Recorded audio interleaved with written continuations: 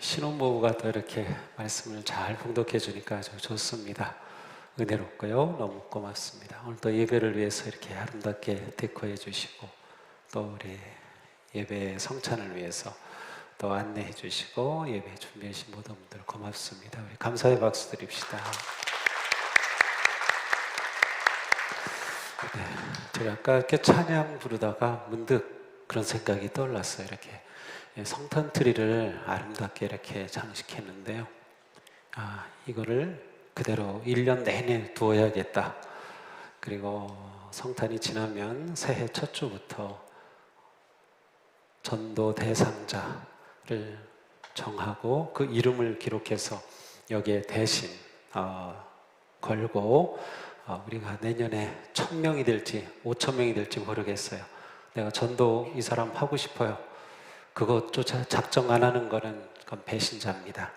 하여튼 그렇게 해서 여기다 가득 채우고 또 전도된 사람들은 아마 빨간색이나 뭐 파란색으로 해서 이름해서 걸고 해서 전도 트리로 의미가 있을 것 같아요. 그리스도의 생명의 성탄 나무를 1년 동안 전도 트리로 사용하면 좋겠다 하는 그러한 생각이 문득 들었습니다. 아주 좋은 생각인 것 같아요. 제가 생각해봐도 가끔 이렇게 성령님이 좋은 생각을 주십니다. 여러분도 그렇게 생각하죠? 네, 준비하세요. 내년 전도 엄청 해야 될 것 같습니다.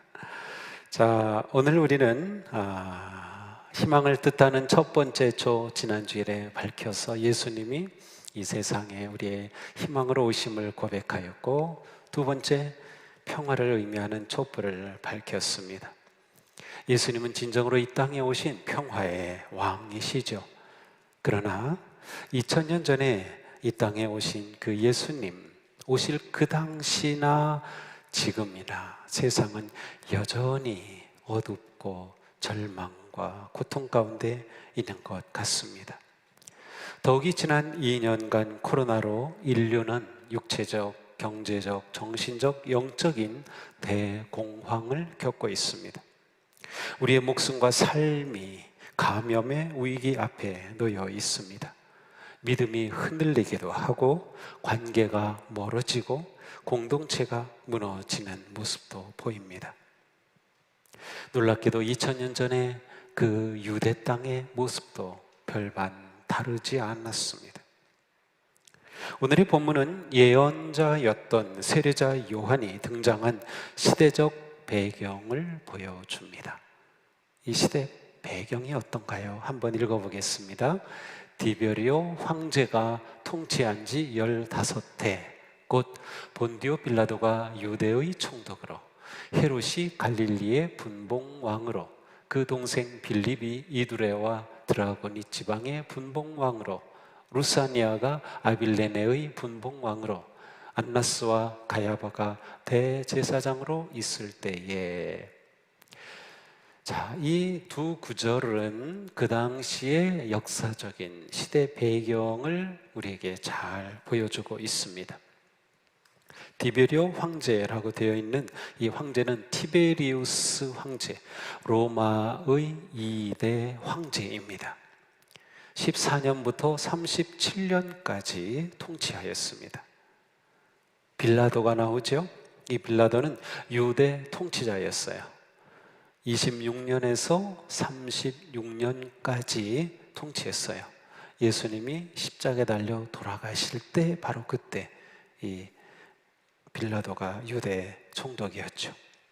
그는 주로 가이사랴라고 하는 곳에 머물렀습니다. 이제 성지순례 가면 대체로 첫 번에 이 가이사랴로 갑니다. 해안가에 있는 그 지역이죠. 또한 헤롯, 그리고 그의 동생이었던 빌립, 그리고 루사니아가 유대를 세 지역으로 구분한 도지사였어요. 분봉왕인데 도지사라고 하면 더 쉽게 이해할 수 있어요. 세 개의 도로 나눈 각각의 지역을 다스렸습니다. 이 당시 예루살렘 성전에서는 안나스와 가야바가 대제사장이었습니다.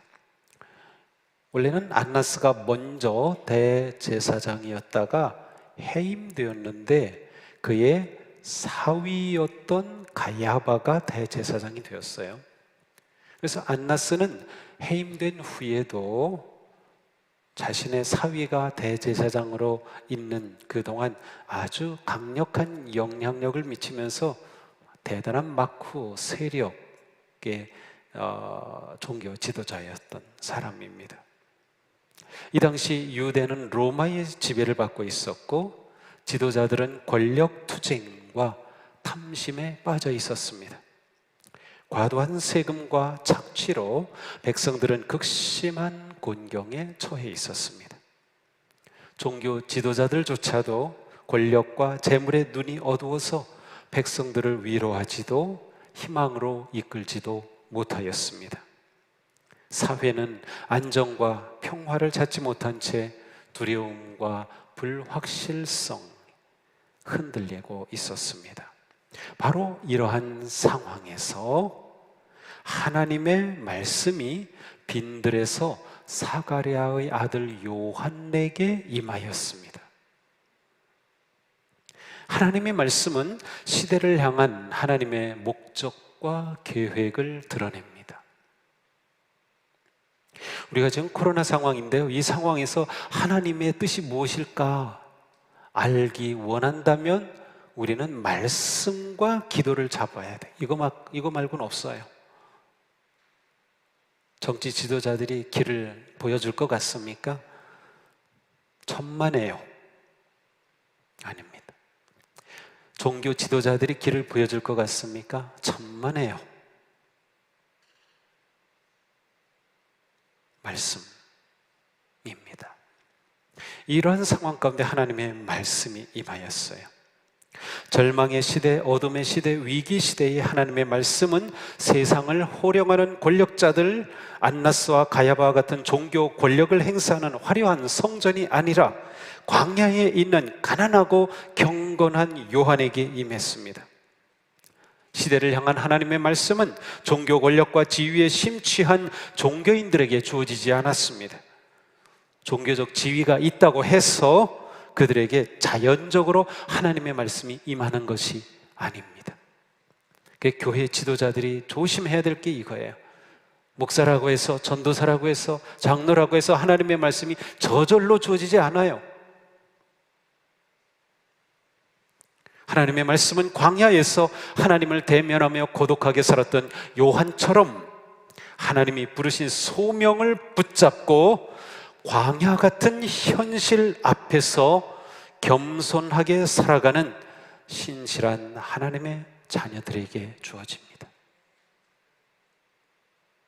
반복합니다. 하나님의 말씀은 광야 같은 현실 앞에서, 지금 우리의 상황입니다. 이 상황 속에서도 겸손하게 살아가는 신실한 하나님의 자녀들에게 주어진다. 그래, 제발 성경 말씀 좀 읽자, 묵상하자 계속 광고하고 하잖아요. 하나님의 말씀은 겸손한 성도들에게 주어집니다. 교만한 자는 말씀을 받지 않아요. 필요하다고 느끼지 않기 때문이죠. 나는 다 안다고 생각하기 때문이죠. 무슨 소리야, 목사가 뭐 말해도 나 믿지 못해. 목사는 믿지 않아도 괜찮은데요, 말씀은 제발 믿어주세요. 말씀만은.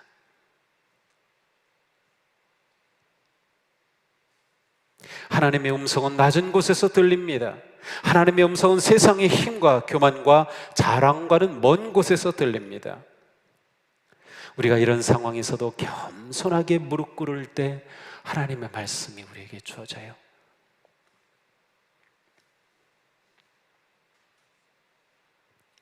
실제로 그러한 분들을 저는 많이 봅니다. 우리 교회 성도님들. 요한에게 말씀이 임하였다라는 것은 요한이 예언자라는 것을 말해줘요. 하나님의 말씀이 임하였을 때 그는 예언자입니다. 예언자는 하나님의 말씀을 받은 자이고 그 받은 말씀을 그대로 선포하기 때문에 하나님의 입인 존재가 예언자입니다. 어둡고 절망적일 때 능하신 하나님, 사랑과 은혜의 하나님은 광야의 요한에게 임하셨습니다. 하나님의 말씀을 받은 요한은 주저함 없이 그 받은 말씀을 외쳤습니다. 그가 하나님의 입이 되었습니다. 요한의 입에서 선포된 말씀은 무엇입니까? 죄의 사함을 받게 하는 회개의 세례였습니다. 죄의 사함을 받게 하는 죄의 사함, 회개, 세례, 핵심적인 세 단어입니다. 마태복음에서는 요한이 이렇게 외쳤다고 기록됐어요. 회개하라, 천국이 가까이 왔느니라. 회개를 외치며 나타난 세례 요한의 등장은 이사야 선지자가 이사야서 40장 3절부터 5절에서 예언한 그 말씀을 그대로 성취한 것이었어요. 하나님의 계획과 섭리가 요한에게서 성취됐어요. 그래서 누가는 이 요한의 등장이 바로 이사야의 예언의 성취를 말하면서 그대로 이사야서의 말씀을 인용하고 있습니다. 너희는 주의 길을 준비하여라. 그의 오실 길을 곧게 하여라. 모든 골짜기가 메워지고 높은 산과 작은 산이 낮아지고 굽은 것이 곧아지고 험한 길이 평탄해질 것이요 모든 육체가 하나님의 구원하심을 보리라. 이사야가 이 예언의 말씀을 외쳤는데 그대로 요한이 똑같이 외친 겁니다. 이렇게 이사야의 예언이 요한을 통해 성취됩니다. 세례자 요한은 주님의 길 곧 예수 그리스도의 오심을 준비하는 예언자였습니다.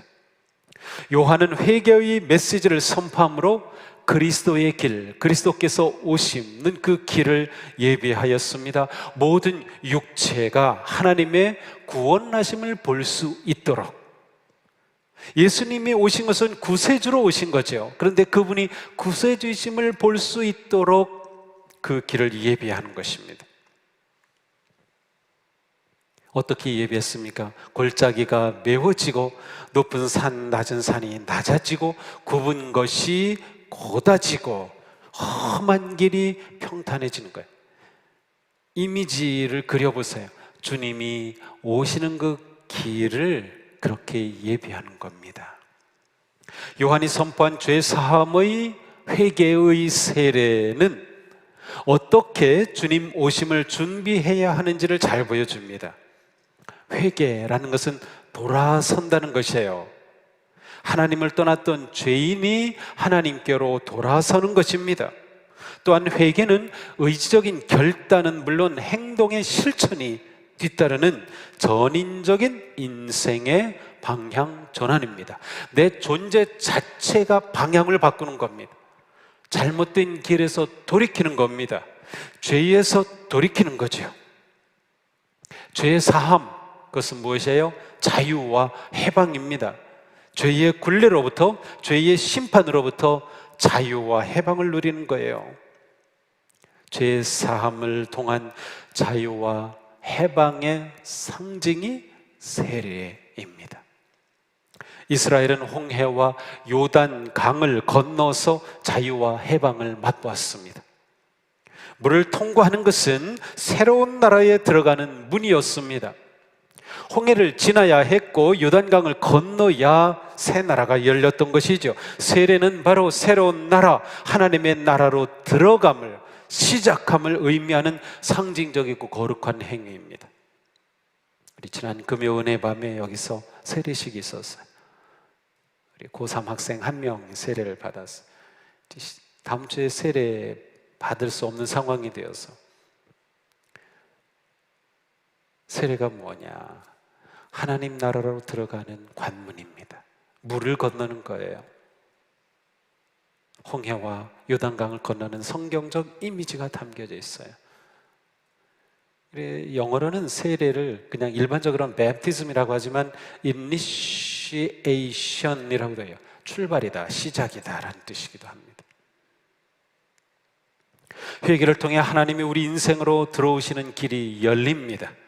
회개는 그리스도께서 내 인생에 들어오시도록 마음과 인격에 반듯한 길을 내고 더럽고 죄악에 넘치는 마음의 골짜기가 메워지며 교만과 허영의 산이 낮아지고 뒤틀린 생각과 왜곡된 마음이 평탄하여지는 것입니다. 세례는 진정한 회개의 표시입니다. 우리가 성도로 살아갈 때 아주 중요한 것이 나는 세례받은 자라고 하는 의식이에요. 근데 이것이 너무 부족해요. 내가 세례받았다. 이게 그냥 별 의미 없이 세례식 자체를 그냥 막 받아서 그럴 수도 있고요.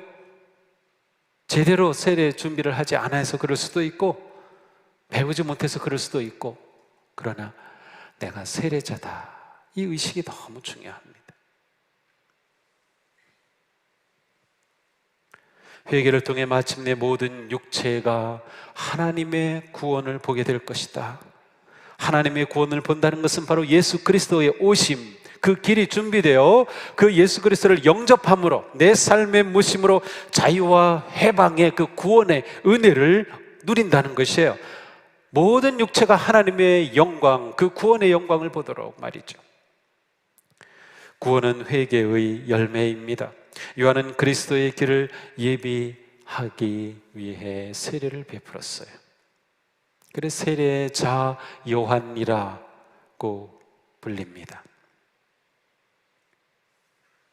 요한이 준비한 그리스도의 길을 따라 우리의 구세주 예수님께서 이 세상에 오셨습니다.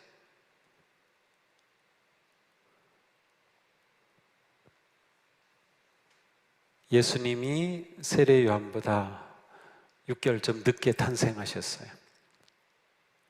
근데 세례 요한이 그리스도의 길을 준비한 그때 이 땅에 그리스도로 나타나셔서 천국 복음을 선포하기 시작한 겁니다.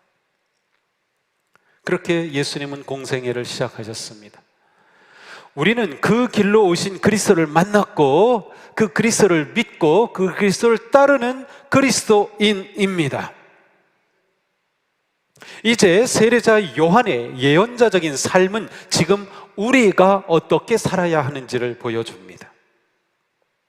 왜냐하면 우리는 이미 예비된 길로 오신 그 그리스도를 만났으니까 요한이 준비한 그 길로 오신 그리스도를 만났어요. 그런데 문제는 우리가 아직 그리스도를 모르는 세상에 그 길을, 평탄한 길을, 그리스도의 길을 예비해야 되는 그리스도인이 된 겁니다. 우리는 우리의 삶으로 예수 그리스도를 세상에 드러내야 할 성도입니다. 우리가 세상을 향해 그리스도의 길을 준비하는 것이죠. 우리가 그리스도의 거울이 되는 거예요. 그래서 우리는 길을 준비하는 성도가 되는 겁니다. 이것은 우리 모두에게 주어진 예언자적 삶입니다. 예언자 세례 요한이 살았던 그 삶이 동시에 우리가 살아야 할 삶이에요. 그래서 우리의 삶도 예언자적인 삶입니다. 예언자적 삶이란 우리를 이 세상에 살게 하신, 우리를 구원하신 하나님의 뜻을 행하며 그분을 드러내는 그 길을 여는 겁니다. 세상을 향해, 믿지 않는 사람들을 향해 그렇게 길을 여는 삶이 예언자적인 삶입니다. 그리스도인의 삶은 누구나 다 예언자적일 수밖에 없어요. 그것이 사명이기 때문이에요. 우리가 예수님을 만나고 믿고 구원받은 성도가 되었다는 것은 하나님의 뜻과 말씀 안에서 사는 새로운 존재로 부름받았다는 것이죠. 예언자는 오직 하나님이 주신 말씀을 선포합니다. 그냥 하나님의 입이 되는 거예요. 이 입이 자기 마음대로 말하지 않아요. 두뇌가 주는 말만 하죠. 이 입이 스스로 말하는 게 아니거든요. 예언자는 오로지 하나님의 말씀에 순종하듯 우리가 그래야 한다. 그러므로 예언자적인 삶을 사는 그리스도인은 주님의 길을 준비하는 사람으로 살아가게 됩니다. 그리스도인인 우리는 바로 사도 바울의 그 고백이 바로 우리의 고백으로 할 수 있어야 돼요. 나는 그리스도와 함께 십자가에 못 박혔습니다. 이제 사는 것은 내가 아닙니다. 그리스도께서 내 안에 살고 계십니다. 내 안에 그리스도가 살고 계시기 때문에 내가 살아가는 삶이 그리스도의 길을 준비하는 삶이 되는 거예요. 나를 통해 그리스도께서 누군가에게 전해지는 거죠. 우리는 그리스도인으로서 모든 일상의 시간과 공간에서 주의 길을 준비하는 사람으로 존재합니다. 나의 살아가는 모든 삶의 일상의 시간과 공간에서, 다시 말하면 언제든지 어디에 있든지, 직장에서, 가정에서, 하다못해 길을 걸어갈 때조차도 내가 살아가는 그 삶은 그리스도의 길을 준비하는 자로 살아가는 거예요. 그래서 일상이 우리에게 중요한 겁니다. 우리는 교회에 모여서 길을 내는 자가 아니라 흩어져서 길을 내는 자예요. 여기에는 불신자들이 지금 없잖아요. 우리는 그 길을 따라 온 자들이에요. 그래서 이곳으로 그리스도의 길을 준비하려면 우리의 일상의 삶이 거룩해져야 되는 겁니다. 그리스도인은 하나님이 하나님의 일을 위하여 사랑하시고 택하시고 세우신 존재입니다. 자기 자신을 하나님이 보내신 자로 아는 것, 이것이 우리의 정체성입니다. 하나님은 우리를 통하여 하나님의 뜻을 세상 가운데서 이루어 가셔요. 우리를 통하여서. 그래서 우리가 길을 내는 존재인 겁니다. 우리가 그리스도의 길을 준비하는 사람으로 살아가는 삶은 곧 회개의 삶입니다. 진실한 그리스도인은 날마다 순간마다 회개의 삶을 살아갑니다. 세례자 요한이 선포한 메시지의 핵심이 회개였습니다. 매일 자기를 성찰하고 뉘우치고 고치고 개혁하고 혁명하는 삶을 살아가는 것, 이것이 그리스도인의 삶입니다. 진실한 성도는 정직하게 살려고 애씁니다. 하나님의 눈에 자기 자신이 얼마나 부족한지를 통감하며 슬퍼합니다.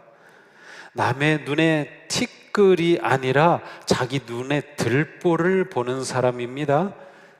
주님의 길을 준비하는 회개의 핵심은 겸손입니다. 높은 산과 모든 산이 낮아져야 합니다. 그렇게 그리스도의 길을 준비하는 거예요.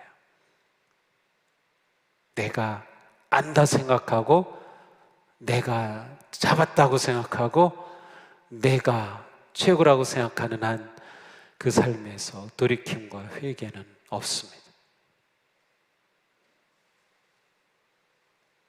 성도는 이렇게 겸손한 성품으로 그리스도를 전하는 삶을 삽니다.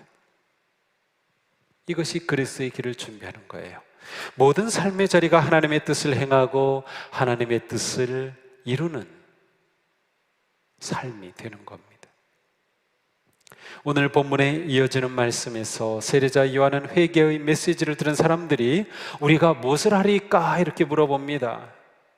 10절이죠. 그때 요한은 회개하는 삶을 구체적으로 말해줍니다.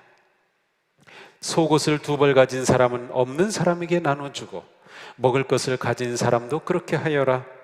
너희에게 정해준 것보다 더 받지 말아라. 아무에게도 협박하여 억지로 빼앗거나 거짓 고소를 하여 빼앗거나 속여서 빼앗지 말고 너희의 봉급으로 만족하게 여겨라. 이게 회개의 삶입니다. 회개는 어떤 특별한 집회나 어떤 특별한 기도회, 어떤 특별한 모임에서 일어나는 것이 아니라 일상의 삶에서 구체적으로 하나님의 뜻에 순종하며 사는 삶입니다. 우리가 회개해야 된다. 좋아요. 그런데 진실한 성도는 남에게 회개하라고 외치기 전에 자신에게 회개하라고 외칩니다. 또한 두 번째, 진실한 성도는 일상의 삶 가운데서 회개의 삶을 삽니다. 우리가 오늘도 예배 드릴 때 공동의 기도에서 회개가 있어요. 공동의 기도에 반드시 회개가 있습니다. 이게 형식적인 순서가 아닙니다. 내가 진심으로 회개하는 마음으로 기도하는 것이에요. 공동체의 기도가 진정한 회개의 기도가 됩니다. 또 우리가 매일매일 기도할 때마다 하나님, 저의 죄를 용서하여 주옵소서, 저의 부끄러움을 용서하여 주옵소서, 우리는 주님 앞에 기도하죠. 그게 진정한 회개의 기도라면 또 다른 회개가 무엇이 필요했겠습니까? 왜 회개의 집회가 필요하겠습니까? 왜 회개의 세미나가 필요하겠습니까? 아니에요. 바로 일상 속에서 그렇게 진정한 회개의 삶을 살면 우리는 그리스도의 길을 준비하는 삶을 사는 겁니다. 뭔가 잘못 생각하면 안 돼요. 대단하게 회개해야 한다고 말하기보다 예배할 때마다, 기도할 때마다 진실함으로 회개하며 눈물을 흘리는 그 삶이 진정성이 있는 겁니다. 일상의 예배에서 진심으로 회개하지 않으면서 일상의 삶에서 회개의 열매 맺기를 기대해야 할 수 없을 것입니다. 우리가 진실한 마음으로 회개하고 돌이키며 일상에서 주님의 뜻에 순종하는 삶을 살 때 우리는 온 몸으로 하나님을 전하게 됩니다. 그렇게 그리스도의 길을 내는 겁니다. 이렇게 우리는 죽는 날까지 세상을 향해 주님의 길을 준비하는 사명을 이루어 갑니다. 바로 이것이 타오르는 등불 같은 빛의 삶, 그리고 소금 같은 성도의 삶입니다. 그리스도를 위한 삶, 그리스도의 길을 준비하는 삶은 타인을 위한 자비와 겸손과 정의를 이루는 삶입니다.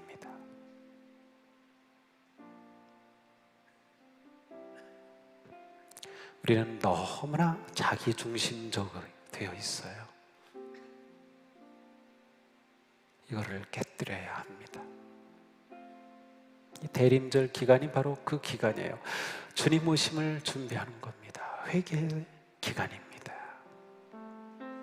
우리가 한 걸음 한 걸음 부르심에 순종하며 살아간다면 그것으로 충분한 겁니다. 다른 뭐가 특별한 게 필요한 게 아니에요. 매일 주시는 하나님 말씀 앞에 진정으로 응답하며 매일매일 살아간다면 충분합니다. 뭐가 더 필요하겠어요?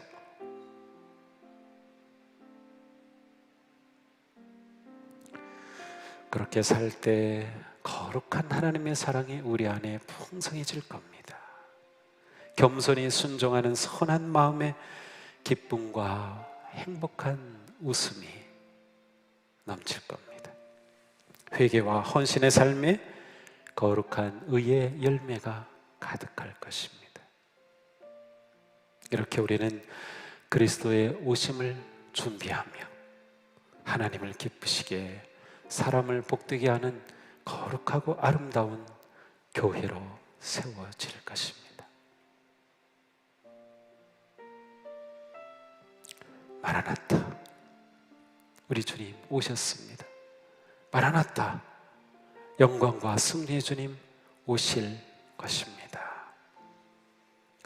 코로나 가운데 어떤 고난과 시련과 어려움 속에서도 빛난 성도로 승리하시기를 주님의 이름으로 축복합니다.